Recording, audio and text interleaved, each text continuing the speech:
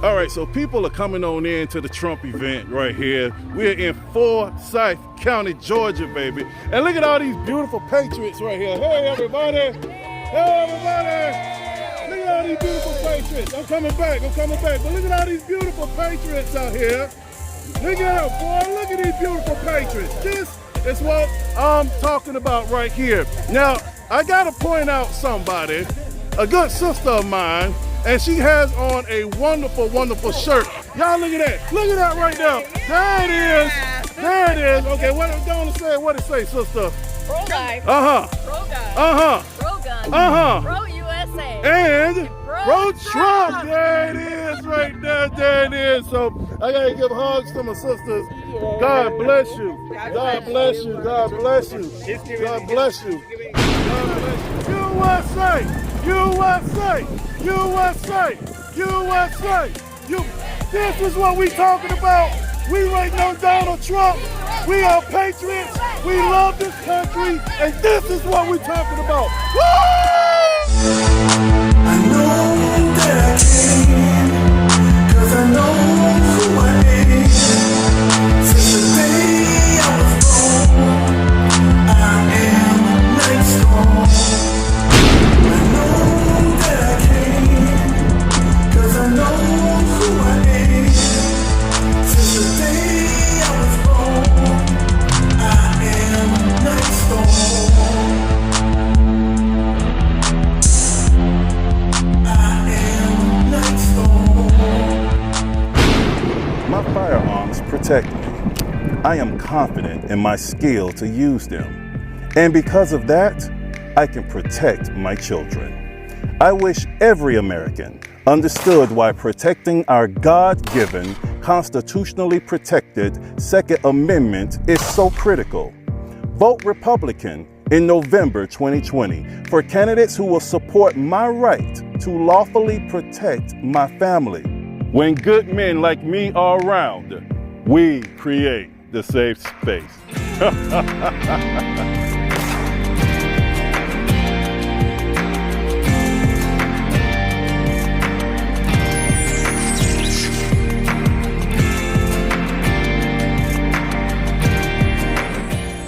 So Eric Trump's gonna be here in a little bit. So we got about maybe 15 to 20 more minutes until Eric Trump gets here. We got security right here. See, look at these brothers right here. See, they trying to make me look small for some reason. But we want to thank you guys for your service. Thank you for keeping us safe.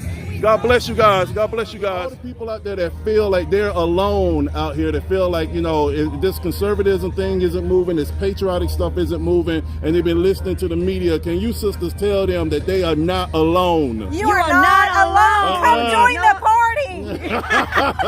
The grand old party. All right, then. Well, God bless. Go Trump. Go Trump. Go USA, Trump. baby. Trump 2020, America. baby. America. Woo! All right, now I got some more representatives of the Reed family, because right now we are at Reed's barn. And who do we have here? Introduce yourselves. I'm Dylan Reed. I'm Danny Reed's grandson. Uh-huh. I'm Brad Reed.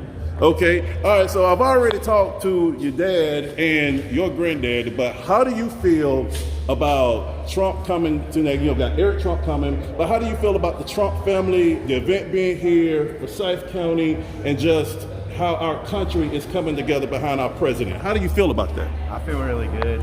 I'm excited that Eric Trump's coming to the barn. Excited to know that a big person like him is able to come to the Reed barn and have him be here. All right. And yes, sir. We feel very, very honored to have Eric come to Forsyth County, and we look very, very forward to 2020 Trump. All right. And see, and I like this hat right here. I want everybody to see that right there. So on behalf of Forsyth County and everybody here, all the residents here, Reed's Barn has done weddings. You've done big time gatherings. They've also honored the sheriff. So anything else you want to say to the residents of Forsyth County on how you guys take care of all of the needs, all the stuff? Thank you for giving us the opportunity to do that. All right. And that's how it's done, Reed's Barn. Y'all stay tuned because Trump is coming. Trump is coming. Can y'all say Trump 2020? Trump 2020. And that's how it is. Thank you. And you look at this abuse loose on the nuclear family in this country. If I ever acted the way these kids in Portland or Seattle or Minneapolis or Chicago or anywhere else acted, my mother would have killed me first, right? She's tough as hell. My mom's tough. They would have murdered me. And you know what? And the radical left, it's not actually a right versus a left. It's a radical left now, right? This is not the party of JFK. This is a radical party. But they're okay with this. They're okay with the destruction of the nuclear family. They're okay with, removing under God in the Pledge of Allegiance, as we saw at the DNC. They're okay with kneeling for the national anthem. They're okay with the American flag burning. And you know what this country is not okay with? All of that. Not okay with all of it.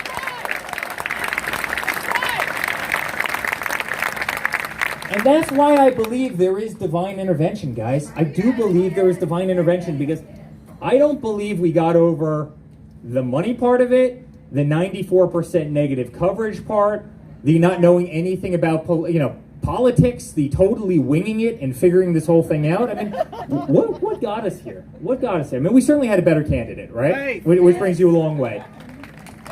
But I really believe God got us here, and he put somebody in there. And then I watch, forget about 2016 for a second. Look what we've dealt with for the last 4 years. Look at the attacks. They tried to impeach him. They tried to remove him. They made up, dirty dossiers about him. The things that were in that dossier, it's actually Russiagate. Interesting how few people have actually read it, but the things that were in there would make any growing person blush. That's how bad it was. They tried to weaponize the DOJ. They tried to weaponize the Justice Department. You saw what they did to Justice Kavanaugh, right? They didn't want my father to get a Supreme Court pick. You saw what they did to him. Look at me. I get parodied on Saturday Night Live just about, honestly, I actually take it as a great compliment, to tell you the truth, because that means I'm doing something damn well. If I'm parodied every night,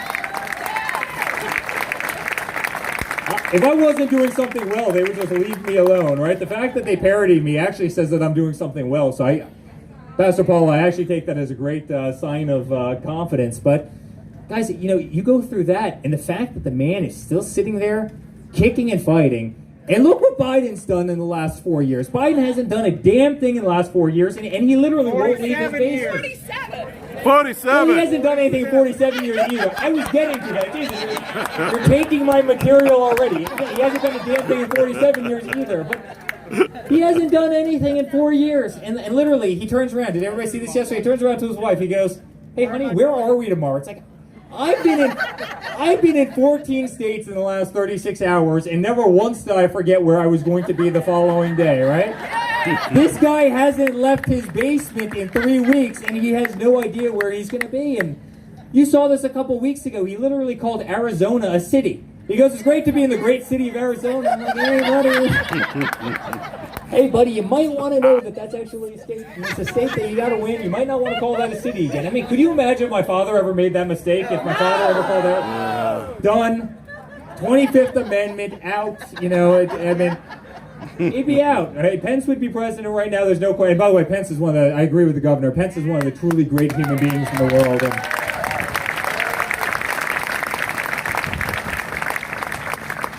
And so I really believe my father was put here for a reason. I believe that it was because of a higher deity and entity. I really believe that. And I believe it's why the evangelical community has rallied around him. And Paul will speak to that better than anybody in the world. And, I tell the story a lot about Christmas, because this is one that I think we can all kind of relate to. It's something that we all love. But I remember when he first got to the White House, they kept on they called it a bush. On the south grounds of the White House, they kept on calling it, they called it a holiday tree. And my father looked at them, and he finally said, right, he got in just after Christmas. He goes, I don't understand. That's not a holiday tree. It's a Christmas tree.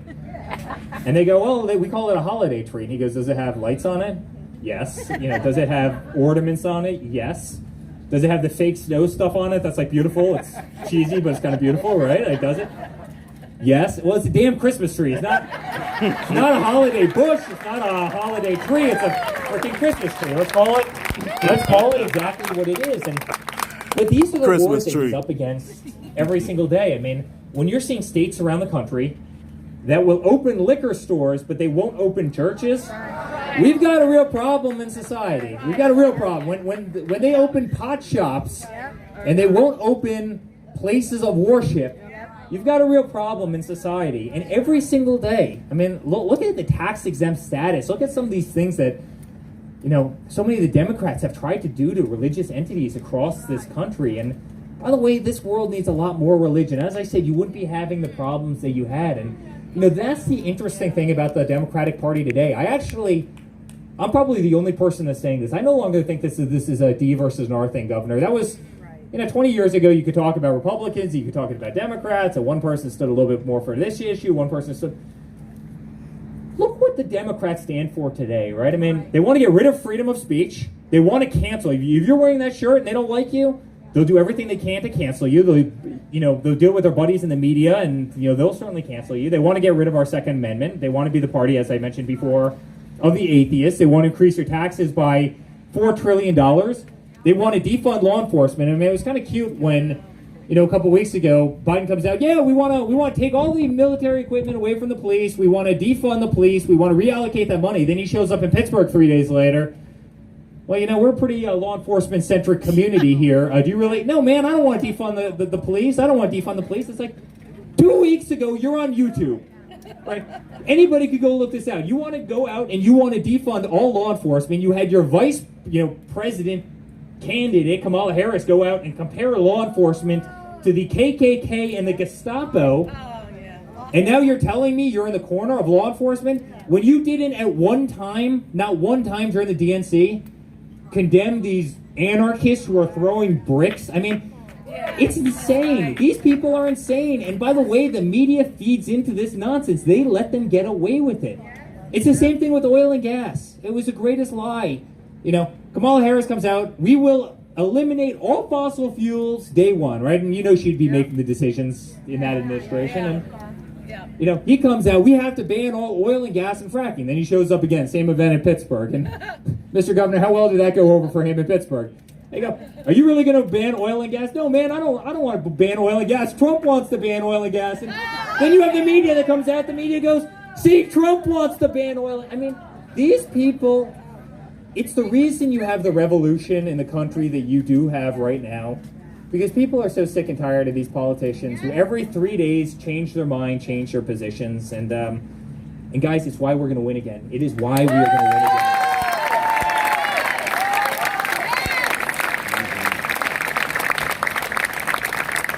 And I do want to reiterate one thing that the governor said.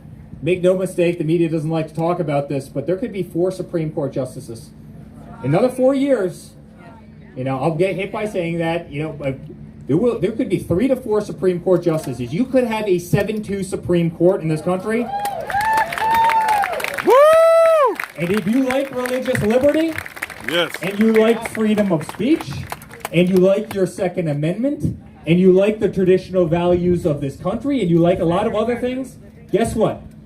You want a 7-2 Supreme Court, because if Biden got to start putting, he won't even tell you who he's putting on there. You better believe that Bernie Sanders and AOC and Ilhan Omar and Kamala Harris, who actually has a worse voting record than all of those guys, meaning a more liberal, far-left voting record, you better believe that they're going to be the ones putting people on the court. And guys, that would be scary. That would be transformational for this country. And you look at the 2 great people that my father's already put on, and you look at the people on that list, who have youth who could be there for another 40 years, it could be transformational for this nation for a very, very long time. So,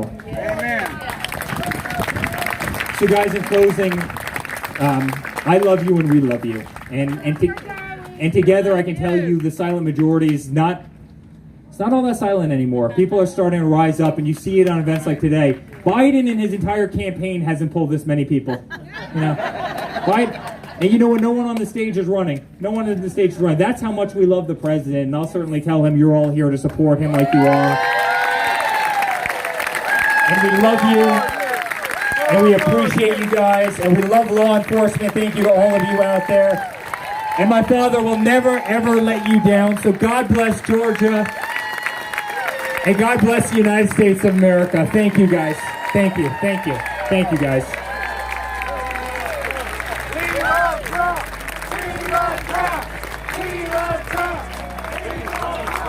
Great speech. Great speech. Great speech. Donald Trump! Thank you for listening to my show. Remember to like, share, and subscribe, and visit nightstorm.com today. God bless you and everyone you hold dear. Stay strong in your faith, and I'll see you next time. Take care.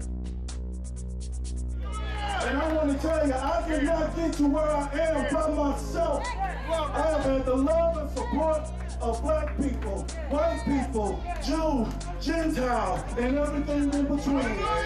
Our God loves us all, and we are going to love each other in the mighty name of Jesus.